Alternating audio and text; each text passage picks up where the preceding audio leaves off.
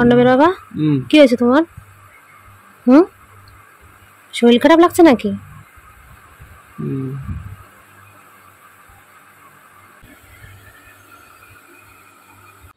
এই ঝড় সামলিয়ে বাড়িতে আসলাম। এখন বাড়িতে এসে সবে বসে তোমাদের সামনে চলে আসলাম। তো ঝড় বলছি কেন, ঝড় বলার কারণ আছে। কারণটা হলো আমি আজকে ভোর 5টার কথাই বলছি। ভোর 5টার সময় উঠেছি। তো ঘুম থেকে উঠে সংসারে বাসি কাজকর্ম করলাম, তোমাদের দাদা ভাই, তারপর ছেলের জন্য আজকে টিফিন করলাম। আমার শাশুড়ি মা বাড়িতে নেই, তো ছেলের জন্য টিফিন করতে হয়েছে। ডালিয়াই করেছি একটু বেশি করে, আর ডিম সিদ্ধ করে রেখে গেছিলাম। তারপর তোমাদের দাদা ভাই তো কালকে সারা রাত ঘুমোতে পারেনি, সকালবেলাও চিৎকার চেঁচামেচি করেছে, রাত্রেবেলা চিৎকার চেঁচামেচি করেছে। কালকে রাত 1টা-1.5টার সময় আমাকে পায়ে ম্যাসাজ করে দিতে হয়েছে, এত পরিমাণে চিৎকার চেঁচামেচি করছিল, পায়ে যন্ত্রণাটা খুব পরিমাণে বেড়েছে। তারপর সকালবেলাও সেম অবস্থা, প্রচুর চিৎকার চেঁচামেচি করছে, পায়ে যন্ত্রণায়, হাতে পায়ে প্রচুর যন্ত্রণা করছে। তারপর কি করলাম, ওই একটু রসুন তেল গরম করলাম, একটু বেশি করে করেছি। তো রসুন তেল গরম করে মানে পায়ে হাতে সমস্ত জায়গায় ম্যাসাজ করে দিয়ে তারপর চলে গেলাম কাজে। তো কাজে যেও কি বলবো, আজকে কাজে যেও মানে এত পরিমাণে মাথার মধ্যে টেনশান, এত পরিমাণে টেনশান। এক বাড়িতে কাজ করতে হবে, আমাদের তো টাইম কলের জল, ওখানেও টাইম কলের জল, তো 9টার মধ্যে জল চলে যায়। সেখানে 8:30-9টার মধ্যে আমাকে মানে কাজ কমপ্লিট করতে হবে, জল থাকাকালীন। মানে বাসন মাজতে হবে, ঘর মুছতে হবে, জল থাকাকালীন। এক বাড়িতে গেছে, তো আর এক বাড়িতে 8:30টার মধ্যে টিফিন খাবে, সেখানে টিফিন রেডি করতে হবে। আরও একটা বাড়িতে 9:30টার মধ্যে টিফিন খাবে, সেখানে রেডি করতে হবে। তাহলে তোমাদের কি বলবো, মানে সকাল থেকে এত পরিমাণে মাথার ভিতর চাপ, এত পরিমাণে চাপ যে আমি কোন দিকে যাব আমি কিছু মানে বুঝতে পারি না। এত ছুটাছুটি করি সকাল থেকে, মানে মাথায় তখন আর কোনো মানে কাজ আসে না যে আমি কি করব, কোন দিকে যাব, এত ছুটতে হয় আমাকে। তো যাক, কোনো রকমভাবেই তারপর ম্যানেজ করতে হয় আমাকে। নিজের তো খাবার একদম সময়ই পাই না, সবার টিফিন সবার খাবার জোগাড় করতে করতে নিজের খাবার টাইমটাই সত্যি আমি ভুলে যাই একদম। তো আর কি, ওইভাবেই থাকতে হয়, সকালে একটু চা খাওয়ারও সময় পাই না। ওই কারণে বলছি মানে যুদ্ধ জয় করে যেন বাড়িতে আসলাম এখন। তো ঘরের রান্না তো এখন পড়েই আছে, ঘরের কাজকর্ম তো সকালে যাই হোক টুকটাক বাসি কাজ করে গেছি, এখন তো ঘরের কাজ মানে আছে, রান্না আছে। তো আর কি বলবো, এই হলো জীবন। আজকে তো শুধু না, প্রত্যেকটা দিন আমাকে এরকম করতে হয়। সকালবেলা এত পরিমাণে মাথায় চাপ মানে ওঠে, তোমাদের ছাড়া দেখানো যাবে না।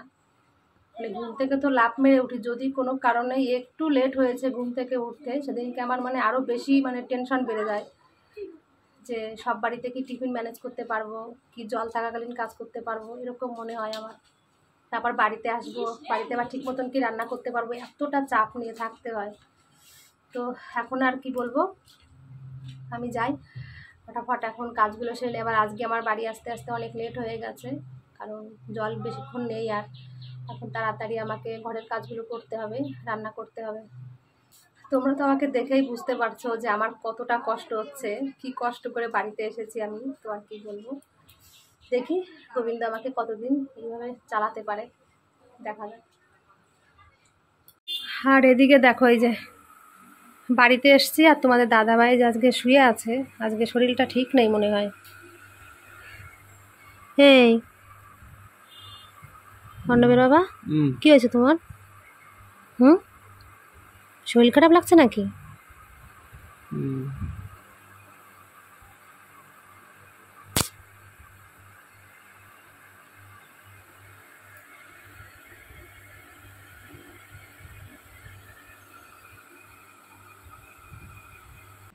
তোমাদের দাদা ভাইয়ের শরীরটা মনে হয় আজকে আর ঠিক নেই। আমি তো কাজ থেকে বাড়িতে এসে দেখছি এভাবে শুয়ে আছে। কালকে রাত থেকেই মানে শরীরটা ঠিক নেই, প্রচুর পায়ে যন্ত্রণা, ছটফট করছিল, সকালেও খুব চিৎকার করছে। এখন দেখি, না উঠলে আর জানা যাবে না যে কি হয়েছে। এই শাড়িটা ছেড়ে আজকে আর বসিনি, রান্নাঘরে চলে এসেছি। তো জলও বেশিক্ষণ নেই, তো টাইম কলের জল, তার মাঝখানে আবার অনেকগুলো জামা কাপড় ভিজিয়েছি, সেগুলো কাচাকাচি করছি আর রান্না করছি। তো ওখানে যে বাড়ি আসা মাত্রই মানে ভাতটা বসিয়ে দিয়েছিলাম, ভাতটা হয়ে গেছে আর ডাল করছি। তো আজকে বেশি কিছু রান্না করব না, ডাল আর আলু ভাজা করবো, ব্যাস এটা দিয়ে আমরা আজকে খেয়ে নেব।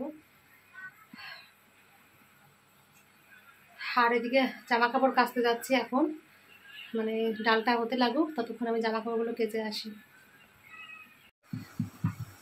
কতগুলো জামা কাপড় কাচলাম, তো জামা কাপড় কাচতে কাচতে জলটা চলে গেল। এখন আর স্নান হলো না, এখন স্নানটা বিকালে যাই করতে হবে আর কি। আর এদিকে তোমাদের দাদাভাইও তো এখন ওই যে উঠেছে, উঠে একটু বসেছে কোনো রকম, কিন্তু প্রচুর আজকে হাতে পায়ে ব্যথা করছে, এখন ওই যে নাড়াতে পারছে না হাত পা। সকালে তো রসুন তেল একবার মানে গরম করে ম্যাসাজ করে দিয়ে কাজে গেছিলাম, আরও কিছুটা আছে এখনও, ভাবছি আর একবার দেখে একটু ম্যাসাজ করে দিই রসুন তেল দিয়ে। শুনেছি যে আগের মা দিদারা বলতো যে রসুন তেল নাকি গরম করে হাতে পায়ে মেখে দিলে নাকি গায়ের ব্যথা চলে যায়। তো আজকে ওই কারণে মনে পড়লো বলে আমি ওই জিনিসটা করলাম। তো একটু পরে দিচ্ছি, আমি একটু হাঁপিয়ে গেছি, তো একটু বিশ্রাম করে নিই, তারপরে আবার দেবো। আর এদিকে তোমার দাদাভাই এখন আবার বলছে আমাকে খেতে দাও, খিদে পেয়ে গেছে। তো কি তাড়াহুড়ো করে যে রান্না করছি, শুধু একটু ডালটা হলো, এখন এই যে আলু ভাজা বসিয়ে দিয়ে আসছি, বলছে এখন খেতে দাও। তো আলু ভাজার ওকে দেবো না, শুধু ডাল দিয়ে ওকে ভাত দিয়ে দেবো খেতে। এখন ওরও খিদে পেয়ে গেছে, এখন এই যে বসে একটু বিস্কুট খাচ্ছে।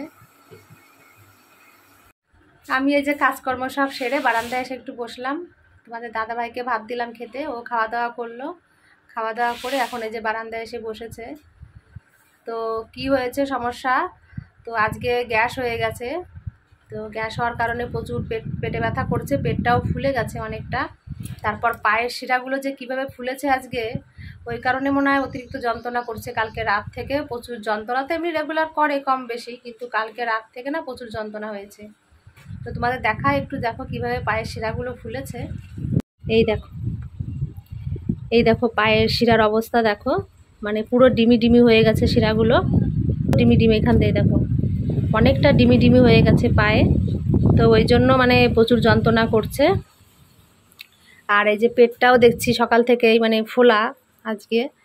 তো গ্যাস হওয়ার কারণে মানে শরীরটা এরকম খারাপ হয়ে পড়েছে, আর চোখ মুখ দেখেই বোঝা যাচ্ছে যে শরীরটা কতটা খারাপ লাগছে।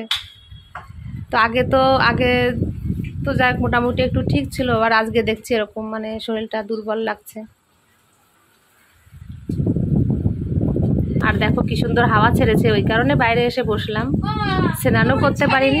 হ্যাঁ শাড়ি গেছে মানে কি, পুরো ড্রেনে পড়ে গেছে শাড়ি? আমি কতটা জামা কাপড় কাচলাম বাড়িতে এসে, এই বাবা পুরো ড্রেনে পড়ে গেছে। হ্যাঁ তো ড্রেনে পড়া শাড়ি তুললি কেন ওইভাবে? ই বাবা রে, কেসে কুচে সব রাখলাম, দেখো অবস্থা, হাই ভগবান। ড্রেনগুলো পরিষ্কার করে না, জল পুরো জমে থাকে এখানে, জল সরে না আমাদের ড্রেন থেকে। এখন শাড়িটা আবার আমাকে কাচতে হবে। কি করছিস তুই?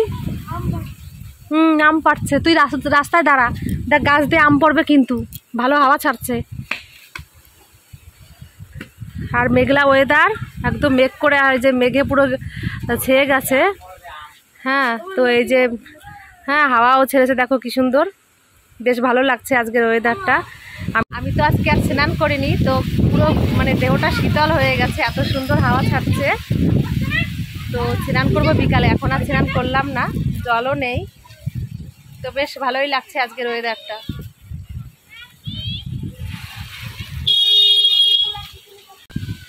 এসো না, ওই যে একটা আম পড়ছে, ওই দেখ। হ্যাঁ এই জায়গা দাঁড়া, সুন্দর সুন্দর আম পড়বে গাছ দিয়ে। এই যে একটা আম পেলাম, কি সুন্দর একটা আম পড়েছে। আমাদের গাছের আমগুলো দেখতে কিন্তু বেশ সুন্দর। এখন তো আর স্নান হলো না, একদম বিকালে স্নান করব। তো আজকে স্নান না করেই খেয়ে নিলাম ভাত, কি করব, খিদে পেয়ে গেছিলো।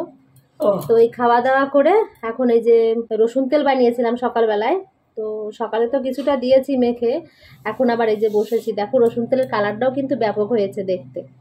তো এখন ভাবছি এই তেলটা একটু ম্যাসাজ করে দেবো পায়ে। এই যে তোমাদের দাদাভাই এখন বসেছে বাইরে এসে, তো পায়ে তো প্রচুর যন্ত্রণা দিচ্ছে, দেখি তেলটা দিয়ে যদি একটু, রসুন তেল দিলে শুনেছি কম থাকে যন্ত্রণা, ব্যথা শোলাতে দিতে হয়, একটু দিয়ে দেখি।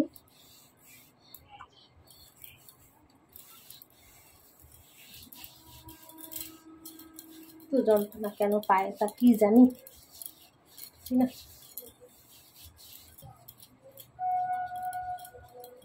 ভালো লাগে, ভালো তো লাগে, আমার হাতে তো আর সহ্য হয় না বলো। সেই সকাল দিয়ে দুটো হাত দিয়ে যে কত কাজ করতে লাগে, তারপরে যখন ম্যাসাজ করি না হাত যন্ত্রণায় ছিঁড়ে যায়, আমার হাতের শিরাগুলোই পুরো ফুলে যায়,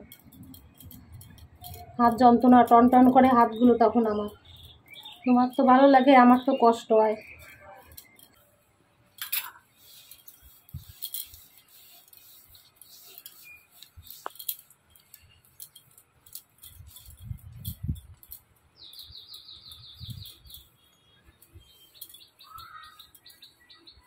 সারাদিন যদি আমার টিভি দিত, মেসেজ করে দিত, খুব ভালো লাগতো।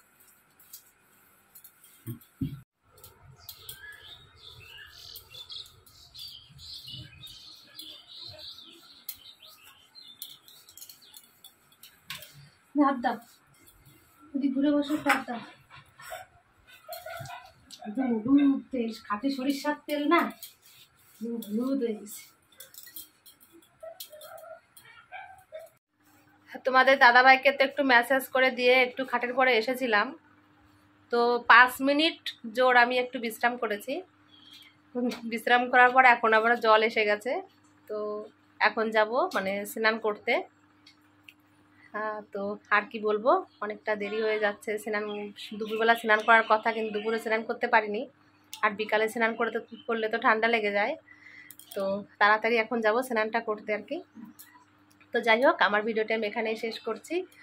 তোমরা সবাই খুব ভালো থেকো, আর আমাকে সবাই একটু সাবস্ক্রাইব করে দিয়ে আমার পাশে থেকো, তোমাদের কাছে এটা বলি। তো চলো, তোমরা সবাই খুব ভালো থেকো।